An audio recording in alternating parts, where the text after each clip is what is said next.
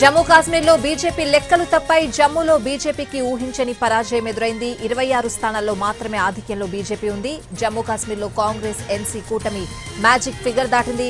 జమ్మూ కాశ్మీర్లో 53 స్థానాల్లో ముందంజలో కాంగ్రెస్ ఎన్సీ కూటమి ఉంది. ఈసారి మెహబూబా ముఫ్తీ పార్టీ పీడీపీ బొక్కబోర్లా పడింది. కేవలం 2 సీట్లలో మాత్రమే ఆధిక్యంలో పీడీపీ ఉంది. మరోవైపు ఆజాద్ పార్టీ ఏమాత్రం ప్రభావం చూపలేదు. పోటీ చేసిన 2 స్థానాల్లో కూడా ఆధిక్యంలో ఒమర్ అబ్దుల్లా ఉన్నారు. మెహబూబా ముఫ్తీ కూతురు ఇల్తిజా ముఫ్తీ ఓటమి పాలయ్యారు.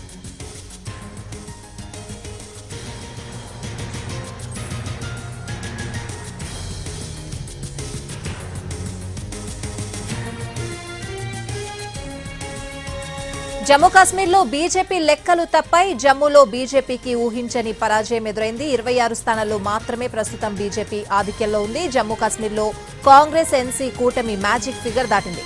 జమ్మూ కాశ్మీర్లో 53 స్థానాల్లో ముందంజలో కాంగ్రెస్ ఎన్సీ కూటమి ఉంది. అక్కడ ఈక్వేషన్స్ అడిగి తెలుసుకుందాం. మా ప్రతినిధి ప్రసాద్ ఉన్నారు పూర్తి అప్డేట్స్ అందించడానికి. ప్రసాద్, కాంగ్రెస్ పార్టీ అంచనాలు తారుమారయ్యాయి. ఇక జమ్మూ కాశ్మీర్ లో బీజేపీ అంచనాలు తలకిందులైపోయాయి. ప్రస్తుతానికి జమ్మూ కాశ్మీర్ లో పూర్తి స్థాయిలో అధికారంలోకి వచ్చేందుకు నేషనల్ కాన్ఫరెన్స్ కు కాంగ్రెస్ పార్టీకి మార్గం సుగమైంది. 2 పార్టీలు కూడా కలిసి ఎన్నికల్లో పొత్తులో భాగంగా కలిసి పోటీ చేశాయి. 2 పార్టీలు కూడా దాదాపు 50కి మించి స్థానాల్లో గెలిచేందుకు అవకాశం ఉంది. ప్రస్తుతం ఎన్నికల ఫలితాల సరళి చూసినట్టయితే ఇక స్పష్టత మరింత సమయం తర్వాత మరికొద్ది నిమిషాల్లోనే దీనిపై మరింత స్పష్టత వచ్చే అవకాశం ఉంది. పూర్తి స్థాయిలో ప్రభుత్వం అధికారం చేయబోతుంది అన్న అంశం మాత్రం స్పష్టంగా ఉంది. 2 పార్టీలే కాకుండా పీపుల్స్ డెమోక్రటిక్ పార్టీ కూడా 3-4 స్థానాలకే పరిమితమైంది. అదేవిధంగా బీజేపీతో గతంలో అధికారాన్ని పంచుకుంటూ రాజకీయ అధికారాన్ని పంచుకున్నటువంటి పీడీపీకి ప్రజలు వ్యతిరేకించారు.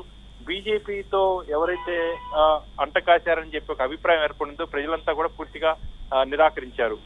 ఇంజనీరింగ్ ఇండస్ట్రీ కూడా ఆ కోవలకే వస్తారు. ఇకపోతే ప్రధానంగా 370 ఆర్టికల్ రద్దు, అదేవిధంగా కేంద్ర పాలిత ప్రాంతాలను చేయటం, అదేవిధంగా రాష్ట్ర హోదాను తొలగించడం, ఇవన్నీ అంశాలు కూడా ప్రజలకు కోపాన్ని కలిగించాయి. ఆ మేరకు బీజేపీకి వ్యతిరేకంగా ఓటు వేయాలని చెప్పి నిర్ణయం తీసుకున్నారు. డీలిమిటేషన్ ప్రక్రియ జరిగిన తర్వాత జమ్మూలో అసెంబ్లీ స్థానాలు పెరిగాయి. దాదాపు 43 స్థానాలకు పెరిగాయి. అయినప్పటికీ కూడా జమ్మూ ప్రాంతంలో బీజేపీ పెద్దగా ఫలితాలు సాధించలేకపోయింది. ఇకపోతే 47 స్థానాలు ఉన్నటువంటి కాశ్మీర్ లో ఉన్నటువంటి ప్రజలంతా కూడా మూకుమ్మడిగా నేషనల్ కాన్ఫరెన్స్ పార్టీకి కాంగ్రెస్ పార్టీకి మద్దతుగా నిలిచారు. ఆ మేరకు ప్రజల యొక్క సందేశం బీజేపీకి వ్యతిరేకంగా సంకీర్ణ ప్రభుత్వం ఏర్పాటు చేసుకునేందుకు మొగ్గు చూపారు. ఆ మేరకు జమ్మూ కాశ్మీర్ లో నేషనల్ కాన్ఫరెన్స్ పార్టీ నేతృత్వంలో ఒక సంకీర్ణ ప్రభుత్వం ఏర్పాటు చేసేందుకు మార్గం సుగమైంది. కాంగ్రెస్ పార్టీతో సహా ఇతరత్ర ఇండిపెండెంట్ కూడా కలిసి పనిచేసేందుకు తమకు ఎలాంటి అభ్యంతరం లేదు, అధికారాన్ని కూడా పంచుకోవడానికి అభ్యంతరం లేదన్న అంశాన్ని ఫరూక్ అబ్దుల్లా ఇప్పటికే చెప్పడం జరిగింది. అయినప్పటికీ కూడా వాళ్ళు అండదండలు లేకపోయినప్పటికీ కూడా స్వయంగా ఈ 2 పార్టీలే కలిసి కూడా చాలా సునాయాసంగా ప్రభుత్వాన్ని ఏర్పాటు చేయకపోవటం తథ్యం అన్న అంశం మాత్రం చాలా స్పష్టంగా తెలుస్తుంది. అలాగే పీడీపీకి సంబంధించి ఆ ఈక్వేషన్స్ ఏమై ఉండొచ్చు ప్రసాద్? ఖచ్చితంగా people's democratic party, Mehbooba Mufti నేతృత్వం పీపుల్స్ డెమోక్రటిక్ పార్టీ బీజేపీతో కలిసి అధికారాన్ని పంచుకుంది. బీజేపీతో రాష్ట్రంలో ప్రభుత్వాన్ని ఏర్పాటు చేయడం జరిగింది.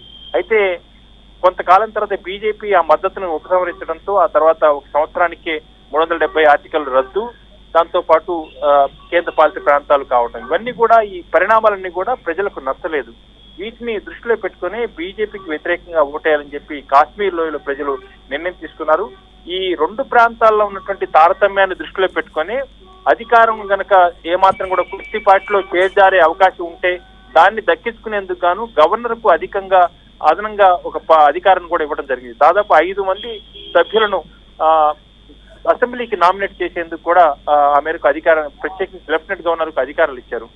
ఈ ప్రక్రియ కూడా ఉన్నప్పటికీ కూడా ఈ 5 స్థానాలు కూడా బీజేపీ సానుభూతి పరులకు ఈ 5 సభ్యులు ఉన్నప్పటికీ కూడా బీజేపీకి అధికారం దక్కేందుకు ఏమాత్రం కూడా అవకాశం లేని పరిస్థితిలో ఉన్నటువంటి ఇప్పుడు గణాంకాలు తెలియజేస్తున్నాయి. కాబట్టి బీజేపీ లెక్కలన్నీ కూడా తారుమారయ్యాయి.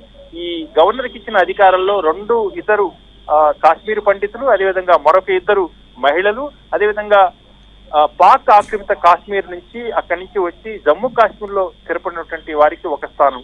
మొత్తం ఈ 5 సభ్యులను కూడా నామినేట్ పదవుల ద్వారా ఎవరైతే ఎన్నికైనటువంటి అసెంబ్లీ సభ్యులకు అధికారులు ఉంటే అదే అధికారులు వీళ్ళకు కూడా ఉండేటట్టుగా అధికారాలను ఇవ్వడం జరిగింది.